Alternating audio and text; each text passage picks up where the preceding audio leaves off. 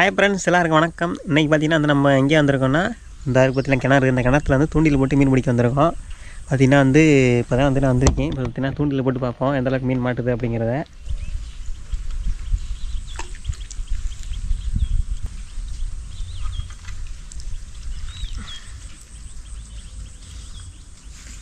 நண்பர்களே, போட்டோன்னே பார்த்திங்கன்னா பெரிய ஜிலேபி மாட்டிருக்கு. இந்த பாருங்கள், தண்ணி பாருங்கள், அப்படியே கையை விட்டு மோக்கலாம் போல் அந்தளவுக்கு பார்த்திங்கன்னா தரையோட தரையாக இருக்குது தண்ணி. இதில் பார்த்திங்கன்னா தூண்டி போட போகிறோம். இப்போ பார்த்திங்கன்னா இந்த புழுவை மாட்டிட்டு நம்ம போடுவோம். புழுலாம் ஆல்ரெடி பார்த்திங்கன்னா எடுத்துக்கு வந்தாச்சு. நம்ம புழுவை போட்டுட்டு நீங்கள் பார்த்திங்கன்னா எந்த மாதிரி மீன் மாட்டுது அப்படிங்கிறத பார்ப்போம். ஓகே நண்பர்களே, அந்த புழு மாட்டியாச்சு. இந்த முள் பார்த்திங்கன்னா நாங்களே செஞ்சது. இது நான் செஞ்ச முள். எப்படி கிடைக்குதுன்னு பாருங்கள். இது கடையில் வாங்கின முள் கிடையாது, தூண்டி முள்.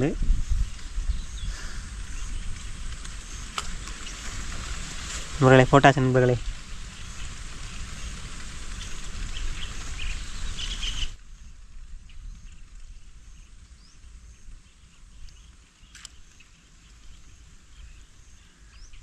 புழுவை திண்டு பேசு நண்பர்களே. வேறு புழு போட்டு ட்ரை பண்ணி பார்ப்போம். புதுசாக பார்த்திங்கன்னா புழு மாட்டியாச்சு. இப்போ பார்த்திங்கன்னா எடுக்காது பார்ப்போம்.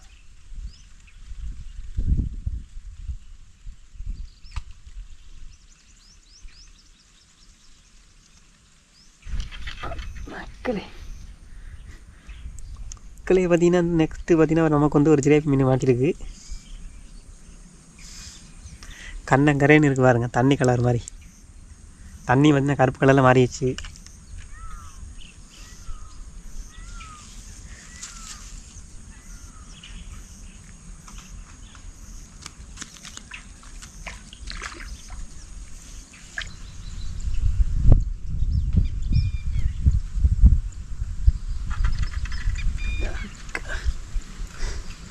நண்பர்களே பாருங்கள், நமக்கு பார்த்திங்கன்னா இன்னொரு ஜிலேபி மீன் மாட்டிருக்கு. இதுவும் பார்த்திங்கன்னா கருப்பு கலர் நண்பர்களே. நல்லா வாட்டமாக உட்காந்து போடுறதுக்கு தோதாக இருக்குது இடம். எப்படி உட்காந்து பிடிச்சிருக்கின்னு பாருங்கள். கருப்பு கலர் ஜிலேபி மீன். தெப்பம் பாருங்கள், தளவில் இருக்கு பாருங்கள். தெப்பம் தெரியுதா? தளவில் போட்டு வச்சுருக்கேன்.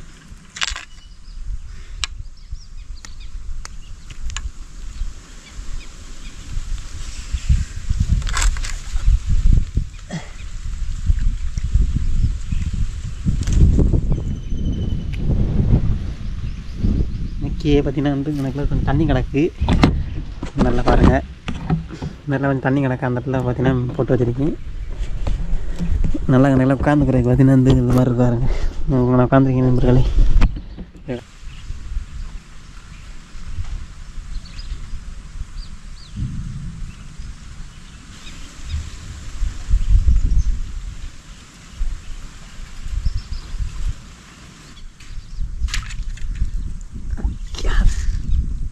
நக்கலையே நெக்ஸ்ட் மீன் மாட்டி செஞ்சு வருங்க. கண்ணை பொத்துக்கிட்டு வந்துடுச்சு.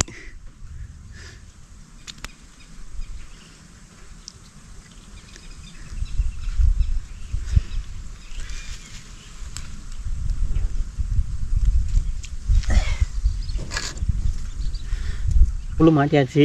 முழுசாக ஒரு புழு போட்டிருக்கோம். பார்த்தீங்கன்னா போட்டு பார்ப்போம், என்ன மாட்டுன்னு பார்ப்போம். இது போட்டுட்டு இப்படி கொஞ்சம் நேரத்தில் உட்காந்தோம்னா போதும் நண்பர்களே. கொஞ்சம் நேரம் கழிச்சு பார்த்திங்கன்னா மீன் நமக்கு மாட்டிடும்.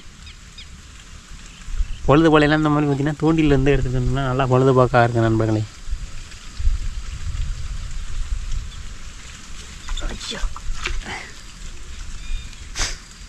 சரப்புன்னு இழுத்துக்கு இங்கிட்டு பார்த்துக்கிற சரப்புன்னு இழுத்துக்கு போயிடுச்சு. மீன் பார்த்திங்கன்னா இந்த சுண்டு தைக்கல நண்பர்களே. திரும்ப பார்த்திங்கன்னா அங்கேயே போட்டு பார்ப்போம்.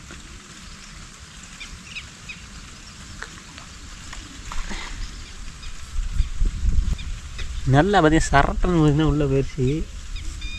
கொஞ்சம் பொறுமையாக விட்டு இழுத்துருந்தோம்னா மீன் மாட்டிடுவோம்.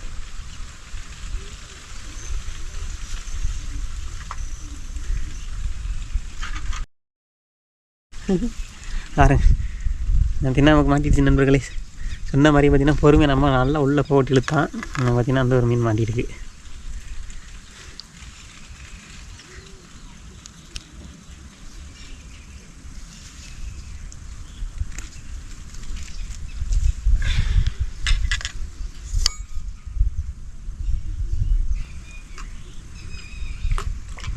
மேலே பார்த்திங்கன்னா வந்து நமக்கு தூண்டி மாட்டம் கிடையாது. இங்கே பாருங்க மேலே இடிக்குது நமக்கு. அதனால் பார்த்திங்கன்னா கொஞ்சம் ஒதுக்கி கொடுத்து போகிற மாதிரி இருக்குது.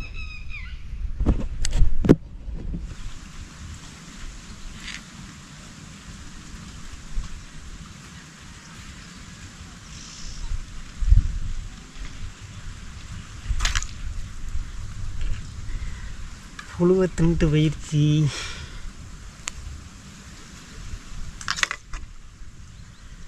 இந்த புழு பழைய புழு எடுத்துகிட்டு புது புழு போடுவான். பழைய புழை தூக்கி தண்ணிக்குள்ளே போட்டுருவோம்.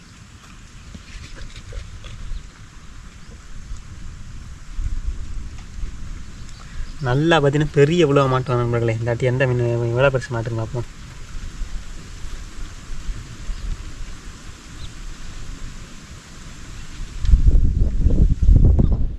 நல்லா பார்த்தீங்கன்னா பெரிய புழா போட்டாச்சு. இப்போ போட்டு பார்ப்போம்.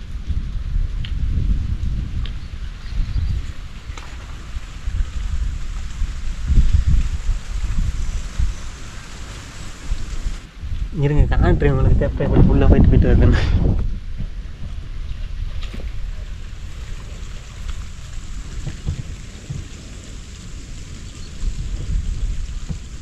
பாருங்களேன் தெப்பை நல்லா உள்ளே போதா. ஆனால் மீன் இதே மாதிரி தான் எடுக்க மாதிரி டவாக்கணும்.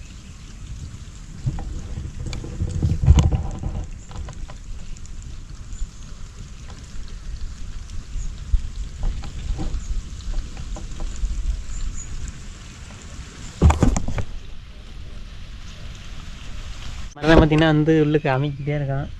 ஆனால் பார்த்திங்கன்னா மீன் மாட்டாது. பாஞ்சூர் இடம் வந்து மாட்டோம்னு நினைக்கிறேன். புழு வந்து மாற்றி பார்ப்போம். ஆட்டை நம்ம முழுசாக தானே ஒரு புழு போட்டோம். இங்கே பாருங்களே முழுசாக போட்டுல பாருங்கள்.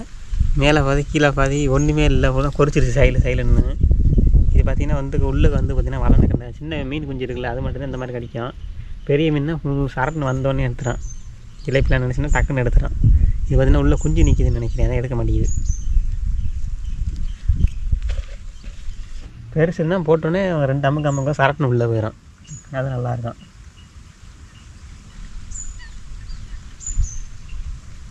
மொத்தமாக நம்ம வந்துட்டு ஒரு அரை மணி நேரம் இருக்கோம். அந்த அரை மணி நேரத்தில் ஒரு 4 மீன் தான் பிடிச்சிருக்கோம்.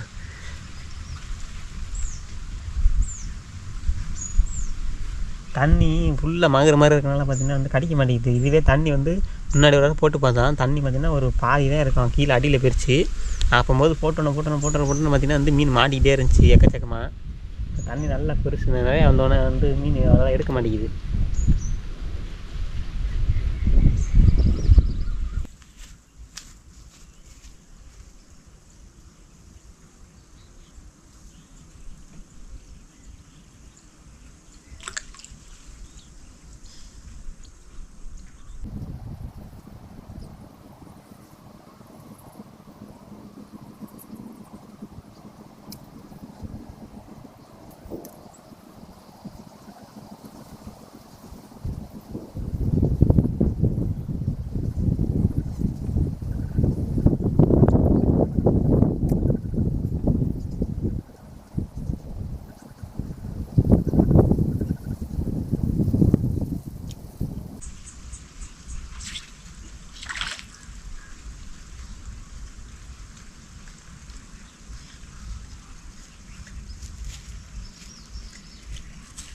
நண்பர்களே பார்த்திங்கன்னா ரொம்ப நேரம் கழிச்சு பார்த்திங்கன்னா அங்கே போய்ட்டு பிடிச்சிட்டு வந்தேன். நான் பார்த்திங்கன்னா கடிக்கவே இல்லை.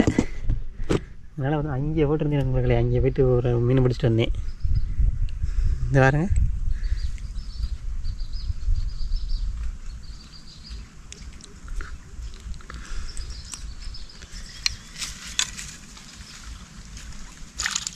திரும்ப பார்த்திங்கன்னா போய்ட்டு அங்கே போய் பிடிச்சிட்டு வந்தேன் நண்பர்களே.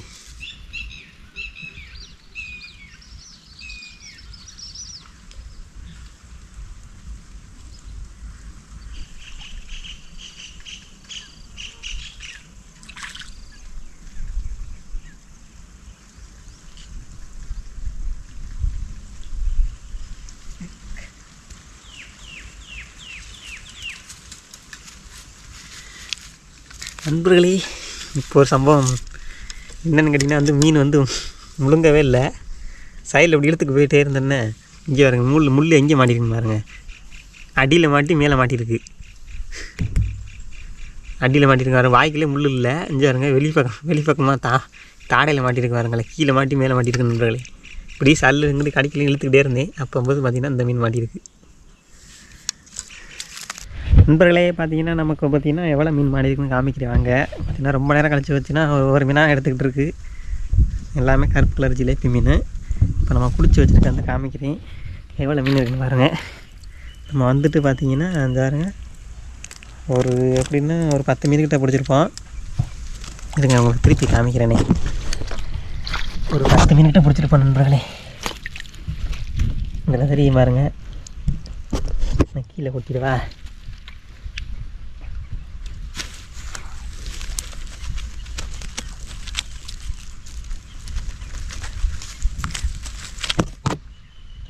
பத்து மீன் கூட இருக்காது ஒளி. 1 2 3 4 5 6 7 மீன் முடிச்சிருக்கோம் மொத்தமே. உங்களை இவ்வளோ நேரம் பார்த்திங்கன்னா 7 மீன் முடிச்சிருக்கோம். இன்றைக்கி பார்த்திங்கன்னா மீன் வந்து அந்தளவுக்கு பார்த்திங்கன்னா மாட்டலாம் நமக்கு. இது மாட்டினா நம்ம இன்றைக்கி வந்து சமைச்சி போடலாம் அப்படின்னு சொல்லிட்டு பிளான் பண்ணிட்டு வந்தேன். இன்றைக்கி பார்த்திங்கன்னா வந்து இந்தளவுக்கு தான் மாட்டிருக்கு. என்ன பண்ணுறதுன்னு தெரில. இன்றைக்கி பார்த்திங்கன்னா திரும்ப தண்ணிக்குள்ளே விட போகிறேன். விட்டுருவோமா? நண்பர்களே இங்கே பாருங்க. இப்போ தண்ணிக்குள்ளே விட்டால் எப்படி போகுதுன்னு பார்ப்போம். நல்லா ஆடுற ஆளை. ஐயோ குத்த போகுது, முள்ளு குத்துக்கு நம்மளே. நல்லா விட போகிறேன் பாருங்கள். இல்லைவா சல்லுன்னு போகும் பாருங்க. சல்லுன்னு பாருங்க என்ன ஓட்ட ஓடிச்சுன்னு. இதே பார்த்திங்கன்னா நம்ம ஃபஸ்ட்டு பிடிச்ச பெரிய மீன், பெரிய சைஸ் மீன். இதுக்கு சைஸ் பார்த்திங்கன்னா இந்த இல்லையே நினைக்கிறேன். அடுத்து பார்த்திங்கன்னா ஒன்று ஒன்றா விட்டுருவோம்.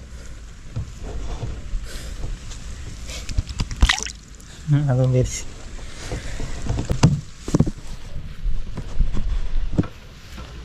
தின்னா எல்லாத்தையும் தண்ணிக்குள்ளே விட்டுருவோம் நண்பர்களே.